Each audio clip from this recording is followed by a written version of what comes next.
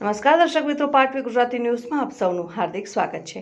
આણંદ જિલ્લા અંકલાવમાં નિરાયમિક જનરલ હોસ્પિટલમાં અંકલાવ ગામની એક મહિલા પેશન્ટની તબિયત ખૂબ વધુ બગડતા સારવાર માટે નિરાયમિક હોસ્પિટલમાં લઈ જવામાં આવ્યા હતા। ત્યાં 1 કલાક જેટલો સમય થયો હોવા છતાં પણ ડોક્ટર શ્રી નહીં આવતા ફરજ પર રહેલા સિસ્ટરો દ્વારા સારવાર આપતા નજરે જોવા મળેલ છે।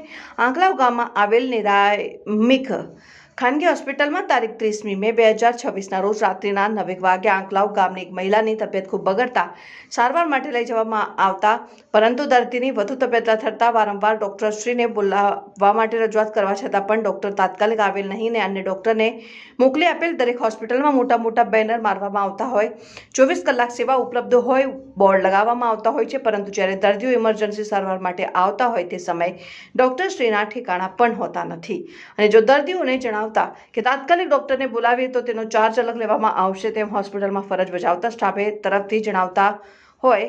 પાટવી ગુજરાતી ન્યૂઝ, શિવરાજ યુસુફભાઈ।